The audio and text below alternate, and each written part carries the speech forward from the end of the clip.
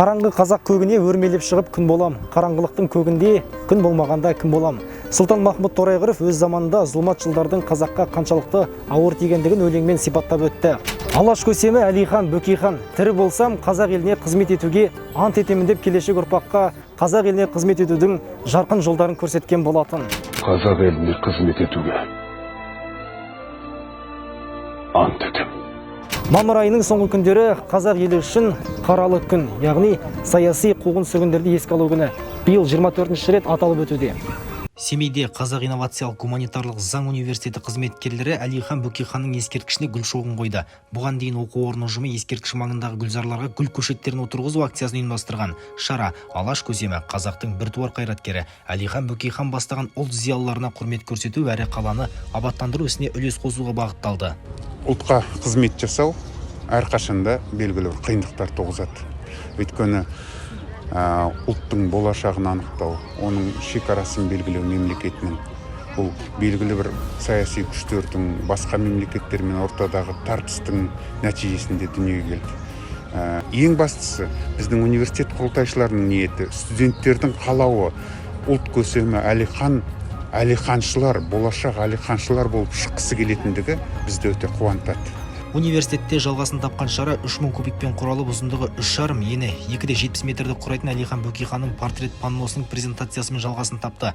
Бұл туындыны Қазақстан Спид-кубинг Федерациясы және Мегакап жасөспірімдер клубының мүшелері құрастырып шыққандығын еске саламыз.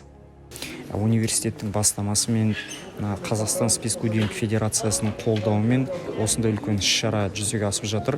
Бұл іс-шара ерекше іс-шара, өйткені бұның Қазақстан бойынша аналогы жоқ. Бұл бір жағынан біз жастарға өз тілінде, яғни жас ұрпаққа, өскелең ұрпаққа санасына Әлихан Бөкейханның есімін сіңіру үшін, осы ұлт зиялыларының қызметін жастар түсіне түсу үшін, осылай олардың өз тілінде кубик, рубик текшелерінің портретін құрау арқылы осыны месседж ретінде жеткізгіміз келді. Екіншіден, біздің университетіміз алдағы уақытта осы Әлихан Бөкейханның есімімен аталсын деген үлкен бастама көтерген болатын. Университет қызметкерлері, университет ұжымы енді осы бастама жаңа оқу жылына дейін жүзеге асып, университетіміз алдағы уақытта Әлихан Бөкейхан есімін иеленеді деген үлкен үміттеміз.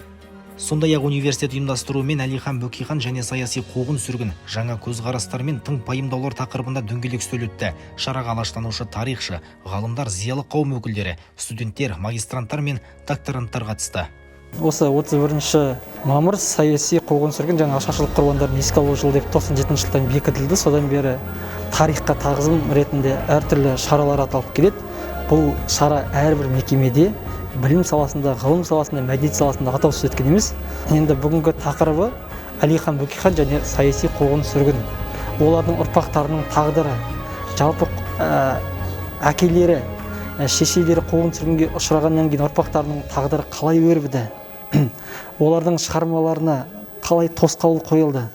Міне осы мәселе тұрғысында бүгінгі шарада айтатын боламыз. Осылайша тарих тақтасындағы айтулы күн алаштың астанасында рухани тыныспен аталып өтті. Елім дейтін ер болса, ерім дейтін ел табылар деп халық қалып айтпаса керек.